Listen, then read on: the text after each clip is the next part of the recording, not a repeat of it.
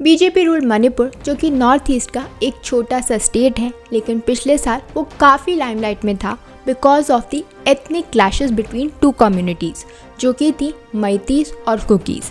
और इन्हीं क्लैशेस की वजह से मणिपुर के अंदर लगभग 50,000 से भी ज़्यादा लोग जो है डिस्प्लेस हो गए, यानी जहाँ पर वो रहते थे, जो उनके रहने की जगह थी, ये इंटरनल डिस्प्लेसमेंट हुआ और लगभग 175 लोगों की डेथ हो गई। और आज भी वहाँ पर जो क्लैशेस हैं वो पूरी तरीके से ख़त्म नहीं हुए हैं।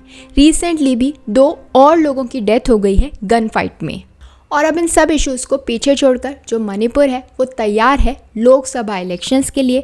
वहाँ पर इलेक्शंस की ज़ोरों से तैयारी चल रही है। बट मैं क्या सोच रही थी कि अभी भी जहाँ पर क्लैशेस हैं, अभी भी जहाँ पर लोग लड़ रहे हैं, वहाँ पर क्या इलेक्शन शांति से पीसफुली हो पाएंगे? जो लोग डिस्प्लेस हुए हैं, अपनी जगह से हट गए हैं, वो कैसे इलेक्शन करेंगे, वो कैसे वोट डालेंगे, उनका क्या होगा, उनके लिए गवर्नमेंट ने क्या सोचा है? इसीलिए आज की हमारे वीडियो में हम समझेंगे कि पिछले 1 साल में मणिपुर में क्या क्या हुआ है, क्या कुछ चेंजेस आ गए हैं, क्या वहाँ पर जो नॉर्मलसी है वो रिस्टोर हो गई है, या फिर हमेशा की तरह फोर्स से, फियर से वहाँ के जो मेन इश्यूज़ थे, मेन प्रॉब्लम्स हैं, उन्हें दबा दिया गया है। तो वहाँ पे अब कैसे इलेक्शन होगा, क्या सिचुएशन है, लोग वहाँ पर क्या सोच रहे हैं, इसी के बारे में हम आज के वीडियो में समझेंगे। तो सबसे पहले हम स्टार्टिंग से समझते हैं शॉर्ट में कि कैसे वहाँ प्रॉब्लम स्टार्ट हुई, क्या क्या मेन प्रॉब्लम्स हैं और आज भी वो प्रॉब्लम्स जो हैं वो एग्जिस्ट करती हैं। तो इनिशियली जब ये वायलेंस स्टार्ट हुआ था तो उसका जो मेजर रीज़न था वो ये था कि हाई कोर्ट ने ऑर्डर दिया था कि जो मैतीज़ हैं उन्हें ट्राइबल स्टेटस दिया जाए, जिसकी वजह से क्या हो रहा था, अब वो रिजर्वेशन भी क्लेम कर सकते थे और हिल एरिया में लैंड भी। लेकिन ये जो हाई कोर्ट का ऑर्डर था ये अकेला रीज़न नहीं था इन क्लैशेस का, दो ये ट्रिगर पॉइंट था। हाँ, इसी से इश्यूज़ जो हैं एस्केलेट हुए, स्टार्ट हुए, लेकिन मेन रीज़न सिर्फ ये नहीं था। मैतीस और कुकीज़ के बीच की जो प्रॉब्लम्स थी वो बहुत समय से चल रही थी और उन्हें कभी भी ढंग से जो है हैंडल नहीं किया। मैतीस को भी कुकीज़ से कुछ इश्यूज़ थे, कुकीज़ को भी मैतीस से कुछ इश्यूज़ थे। बट जब ये ऑर्डर आया, हाई कोर्ट का ऑर्डर आया, तो ये सब कुछ जो है एस्केलेट हो गया, जिसकी वजह से ये एथनिक क्लैशेस सामने आई। अब हमें सिर्फ ये नहीं देखना है कि हाई कोर्ट के ऑर्डर की वजह से हुआ, मैतीस के मेन इश्यूज़ क्या हैं और कुकीज़ के मेन इशू क्या हैं, ये भी समझने वाली बात है। तो अगर हम कुकीज़ की बात करें, उनकी क्या प्रॉब्लम है, तो सबसे पहले जो कुकी की प्रॉब्लम है वो ये है कि जो वहाँ के chief minister N Biren Singh हैं वो एक मैती हैं और इसी वजह से वो मैतीस को जो है ज़्यादा प्रमोट करते हैं, उनके बारे में ज़्यादा सोचते हैं। और उन्होंने क्या किया, जो काफ़ी सारे पॉपी फील्ड्स थे इन दी ट्राइबल डोमिनेटेड हिल्स, उन्हें डिस्ट्रॉय कर दिया। और इसके अलावा उन्होंने इविक्ट किया अलेज्ड इलीगल इमिग्रेंट्स को फ्रॉम रिजर्व फॉरेस्ट, ताकि जो नार्कोटिक्स ट्रेड होता था उसे वो रोक सकें, उसे वो ख़त्म कर सकें। अब एन बीरेन सिंह के स्टेप से क्या हुआ, जो ट्राइबल्स थे उनको अच्छा नहीं लग रहा था, पर्टिकुलरली जो कुकीज़ थे उन्हें अच्छा नहीं लग रहा था, उन्हें ये सब पसंद नहीं आ रहा था। और उनका ये भी कहना है कि उनके चर्चेस को, उनके घरों को तोड़ा गया, जबकि वो कोई इलीगल कंस्ट्रक्शन नहीं था। उनका कहना है कि स्टेट गवर्नमेंट ने ये सब कुछ किया अंडर द थीम कि वो जो है ड्रग्स के अगेंस्ट जो है काम कर रहे हैं, जिस कैंपेन को उन्होंने नाम दिया था वॉर ऑन ड्रग्स।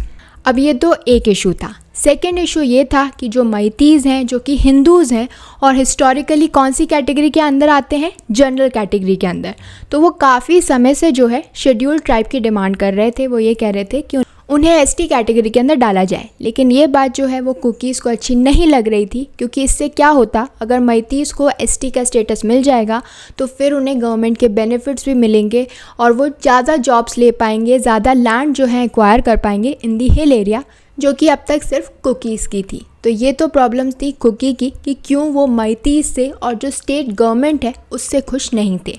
अब हम चलते हैं मैतीज़ की साइड पर कि मैतीज़ को क्या प्रॉब्लम है, वो क्यों कुकी से खुश नहीं है। तो सबसे पहला इशू जो मैतीज़ का है वो ये है कि जो मैती है वो मणिपुर के अंदर जो है मेजॉरिटी पॉपुलेशन है और वैली रीजन के अंदर रहती है। उनका एक्यूजेशन ये है कि जो कुकीज़ हैं वो पूरा उन्होंने हिल एरिया जो है ऑक्यूपाई कर रहा है और अब वो वैली के अंदर भी जो है एनक्रोचमेंट कर रहे हैं, जो कि उनकी एंसेस्ट्रल लैंड है।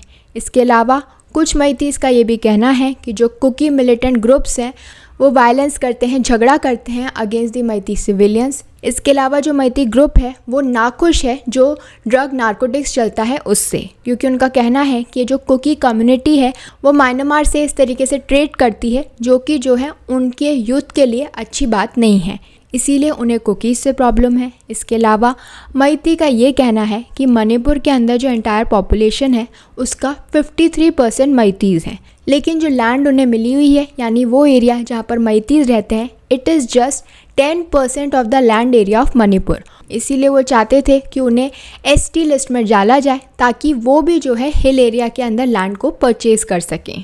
सो इन शॉर्ट मणिपुर का जो मेन इशू है वो ये है कि ये दोनों ही जो कम्युनिटीज़ हैं मैतीज़ और कुकीज़ या फिर मैतीज़ और जो ट्राइबल्स हैं उनका मेन इशू क्या है, उनकी एंजाइटी कि इसके पास ज़्यादा है या हमारे पास ज़्यादा है, और वो क्यों लड़ रहे हैं फॉर शेयर ऑफ रिसोर्सेज यानी जो लैंड एरिया है उसके लिए लड़ रहे हैं ताकि वो वहाँ पर खेती कर पाएँ, या फिर अगर उन्हें एसटी स्टेटस मिल जाए तो गवर्नमेंट के जो बेनिफिट्स हैं जो रिजर्वेशन है वो उन्हें मिल सके।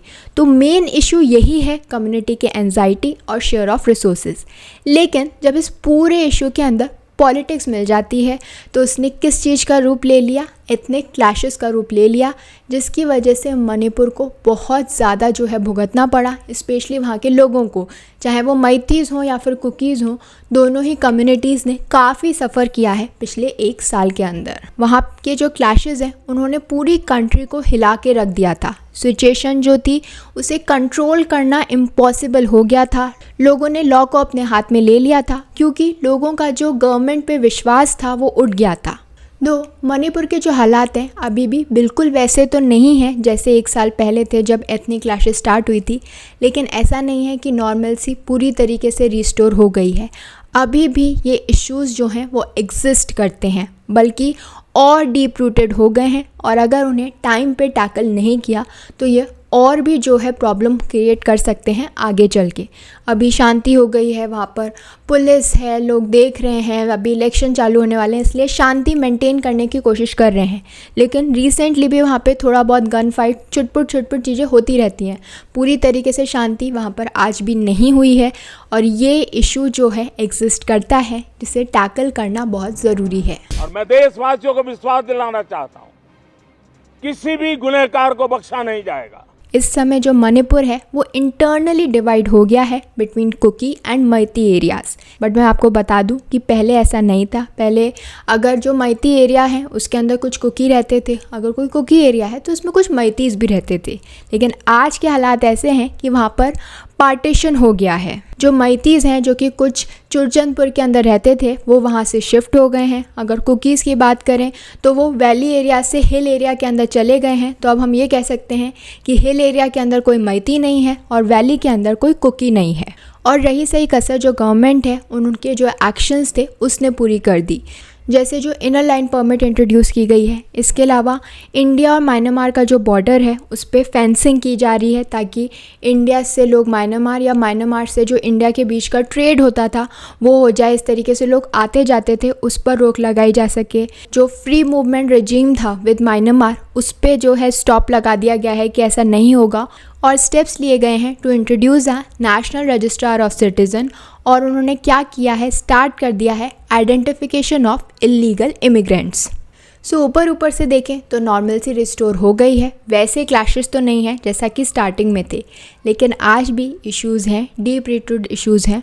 और अब जब इलेक्शंस होने वाले हैं, जनरल इलेक्शंस होने वाले हैं, तो क्या इन इश्यूज़ का इफ़ेक्ट जो है इस इलेक्शन पर देखने को मिलेगा, क्या असर पड़ेगा इन एथनिक इश्यूज़ का इस इलेक्शन के ऊपर, अब वो समझना होगा। हमें देखना होगा कि वहाँ के जो लोग हैं वो इस समय क्या सोच रहे हैं, स्पेशली कुकीज़, क्योंकि जो मैतीज़ हैं उनकी वहाँ पर इस समय जो है गवर्नमेंट है, उन्हें ऐसा लगता है कि उनकी सुनी जा रही है, लेकिन कुकीज़ का ये कहना है कि उनके जो लोग हैं, उनके जो लीडर्स हैं, उन्हें टिकट्स नहीं दिए जा रहे हैं, यानी उनकी प्रॉब्लम्स को आगे जाके कौन रिप्रेजेंट करेगा। तो इसी तरीके के कुछ इश्यूज़ जो हैं वो वहाँ के लोगों ने जो है शेयर किए हैं इन रिस्पेक्ट टू इलेक्शन, और इसका इफ़ेक्ट शायद इस बार के इलेक्शंस में मणिपुर में देखने को मिलेगा। सो अगर हम सबसे पहले अरेंजमेंट की बात करें कि किस तरीके से मणिपुर में इलेक्शंस का अरेंजमेंट किया गया है, स्पेशली तब जब वहाँ पर इतना ज़्यादा इंटरनल डिस्प्लेसमेंट हुआ है, तो वहाँ के जो डिप्टी कमिश्नर हैं उनका कहना है कि सेंट्रल गवर्नमेंट की गाइडेंस के अंडर में उन्होंने काफ़ी अरेंजमेंट किया है for the 5000 internally displaced people, ताकि वो अपना वोट कास्ट कर सकें। इसके अलावा 29 पोलिंग स्टेशंस जो हैं वो खोले गए हैं ahead of the general elections, और जो लोग डिस्प्लेस हुए थे विद इन द डिस्ट्रिक्ट वो अपना जो वोट है अपने डेजिग्नेटेड पोलिंग स्टेशन से ही जो है कास्ट करेंगे। कोई भी स्पेसिफिक अरेंजमेंट उनके लिए नहीं किया है apart from the transportation services जो कि उन्हें प्रोवाइड की जाएगी। और वो लोग जो कि दूसरी पार्लियामेंट्री कॉन्स्टिट्यूंसीज़ हैं जिन्हें शिफ्ट किया गया था to Imphal west in the light of the violence, यानी वायलेंस की वजह से, क्लैशेस की वजह से उन्हें इम्फाल वेस्ट के अंदर शिफ्ट कर दिया गया था, तो उनके लिए स्पेशल पोलिंग स्टेशंस खोले गए हैं। और इनर मणिपुर की अगर हम बात करें तो वहाँ पर 29 पोलिंग स्टेशंस जो हैं वो अरेंज किए गए हैं। वहाँ पर इस समय 5000 के अराउंड जो है इंटरनली डिस्प्लेस्ड पीपल हैं, तो उनके लिए इस तरीके से पोलिंग स्टेशंस जो हैं वो अरेंज किए गए हैं। इसके अलावा वो डिस्प्लेस्ड पीपल जो अभी भी रिलीफ कैंप्स के अंदर रह रहे हैं, तो उनके लिए वहीं पर जो है पोलिंग स्टेशन सेटअप किए गए हैं ताकि सभी को ये अपॉर्चुनिटी मिले ताकि वो अपना वोट कास्ट कर सकें। तो इस तरीके से जो गवर्नमेंट है, जो वहाँ के ऑफिशियल्स हैं, वो पूरी तरीके से तैयार हैं इस इलेक्शन को कराने के लिए। इसके अलावा जो सिक्योरिटी है वो भी काफ़ी टाइट वहाँ पर कर रखी है। जो सेंट्रल आर्म फोर्सेस हैं उन्हें लगाया गया है और हर एक एक्टिविटी पे नज़र रखा जा रहा है ताकि पीसफुली वहाँ पर ये इलेक्शंस जो हैं वो कंडक्ट किए जा सकें। तो जो गवर्नमेंट है, जो ऑफिशियल्स हैं, वो अपने हिसाब से तैयार हैं इस इलेक्शन को कंडक्ट कराने के लिए। लेकिन क्या वहाँ के लोग तैयार हैं? वहाँ के लोग क्या सोच रहे हैं? कुकी लोगों का, ट्राइबल लोगों का क्या सोचना है इस इलेक्शन के बारे में, अब हम उसके बारे में बात करते हैं। अब आप लोग सोच रहे होंगे कि मैं मैतीस की बात क्यों नहीं कर रही हूँ, कि वो क्या सोच रहे हैं। इसका रीज़न ये है क्योंकि मैतीस का जो रिप्रेजेंटेशन है उनकी प्रॉब्लम नहीं है, उनके लोगों को टिकट मिला है और उनकी प्रॉब्लम्स को एडिक्वेटली जो रिप्रेजेंट है वो किया जाएगा। बट अगर हम ट्राइबल्स की बात करें तो ये भी सवाल उठ रहा है कि क्या वो वोट भी देने जाएंगे, क्योंकि जो ट्राइबल कम्युनिटीज़ हैं उनका ये कहना है कि उनके लीडर्स को टिकट नहीं दिए जा रहे हैं। उनकी जो प्रॉब्लम्स हैं उन्हें कौन आगे रखेगा, उन्हें कौन दूर करेगा। और इसीलिए जब उन लोगों से बात की गई तो ये पता चला कि नॉमिनेशन प्रोसेस के दौरान जो मेजर कम्युनिटी ऑर्गेनाइजेशंस हैं including Kuki Inpi Manipur and the indigenous tribal leaders forum, उन्होंने डायरेक्ट किया है कि कोई भी उनकी कम्युनिटी से जो है इलेक्शन कंटेस्ट नहीं करेगा। इनफैक्ट जो वोटर्स हैं वो वेट कर रहे हैं डिसीजन का, यानी उनकी जो कम्युनिटीज़ है वो क्या ऑर्डर देगी कि क्या करना है, वो उसका वेट कर रहे हैं। कुछ का तो ये मानना है कि वो इस इलेक्शन को बॉयकॉट करेंगे, यानी वो वोट देने नहीं जाएंगे। कुछ का मानना है कि वो जाएंगे तो सही लेकिन नोटा का ऑप्शन चूज़ करेंगे, और कुछ का कहना है कि हमारे अपने फेवर्ड कैंडिडेट्स हैं और हम वहाँ पर जाके वोट कास्ट करेंगे। लेकिन जो कुकी स्टूडेंट्स ऑर्गेनाइजेशन है उन्होंने ये एम्फेसाइज़ किया, उन्होंने ये बताया कि उन्हें ऐसा लगता है कि इस टाइम पर जो कम्युनिटी है उसे साथ खड़ा होना चाहिए, क्योंकि उनकी जो कम्युनिटी है उनके लोगों को टिकट्स नहीं मिले हैं फ्रॉम दी कांग्रेस और दी बीजेपी यूनिट्स जो कि इम्फाल के अंदर बेस्ड है। और उसके बाद जो पॉलिटिकल डिपार्टमेंट है कुकी इनपी मणिपुर का, उसने ये डिसाइड किया है that we shouldn't have our own candidate. तो अब क्या हो रहा है, जो कम्युनिटी है, जो ये ऑर्गेनाइजेशन है, वो एक और मीटिंग करेगी और उसके बाद ये डिसाइड करेगी कि उन्हें इस इलेक्शन के रिगार्ड में क्या अप्रोच लेनी है। क्या वो बॉयकॉट करेंगे, नोटा ऑप्ट करेंगे, या फिर वो एक कैंडिडेट को चूज़ करेंगे। ये सारी प्रॉब्लम्स, ये सारे डिसीजंस इसलिए लिए जा रहे हैं क्योंकि कुकी कम्युनिटी को ऐसा लगता है कि उनकी अपनी कोई आवाज़ नहीं है। वहाँ की जो पॉलिटिक्स है, मणिपुर की जो पॉलिटिक्स है, उसमें उनकी कम्युनिटी की प्रॉब्लम्स, उनके जो रिप्रेजेंटेटिव्स हैं वो नहीं हैं। अगर हम मणिपुर की बात करें, वहाँ की लेजिस्लेटिव असेंबली की बात करें, तो वहाँ पर इन टोटल 60 मेंबर्स हैं, जिसमें से सिर्फ 10 MLAs जो हैं वो कुकी कम्युनिटी को बिलोंग करते हैं। और लास्ट जो 2 असेंबली सेशंस हुए हैं since the start of the violence, तब से इन सभी MLAs ने जो है इस असेंबली में पार्टिसिपेट नहीं किया है, क्योंकि उन्हें ऐसा लगता है कि वो इम्फाल तक ट्रैवल नहीं कर सकते because of the safety issues. और इसी वजह से ये जो ट्राइबल लीडर्स हैं वो बहुत सारी मीटिंग्स कर रहे हैं, क्योंकि वो ये चाहते हैं कि इस बार जो वो वोट दें वो एक कम्युनिटी वोट हो, वो साथ मिलके वोट दें, क्योंकि उनका मानना है कि अभी भी कुछ भी नॉर्मल नहीं हुआ है, ये एक क्राइसिस का पीरियड है और इसीलिए जो जनता है वो उनके डिसीजन का वेट कर रही है।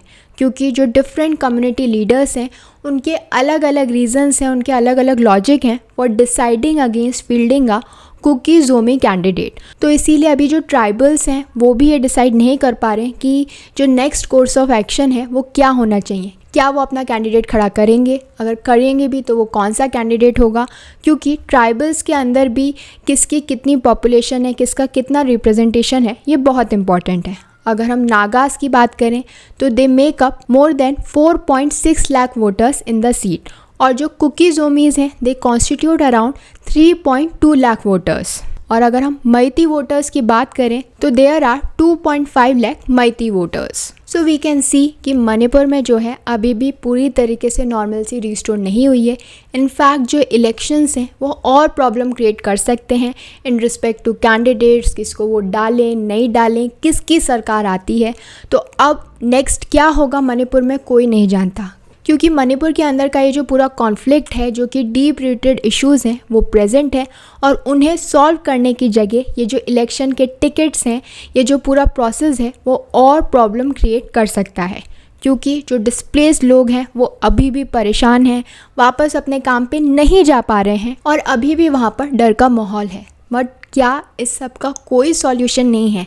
कैसे जो मैतीज़ और कुकीज़ हैं उनके बीच के जो इश्यूज़ हैं उन्हें कैसे रिजॉल्व किया जाएगा, उसका क्या सॉल्यूशन है, ये वहाँ की गवर्नमेंट को ढूंढना होगा। क्योंकि जब तक ये जो प्रॉब्लम है ये रिजॉल्व नहीं होगी तब तक वहाँ पर पूरी तरीके से नॉर्मलसी रिस्टोर नहीं हो सकती।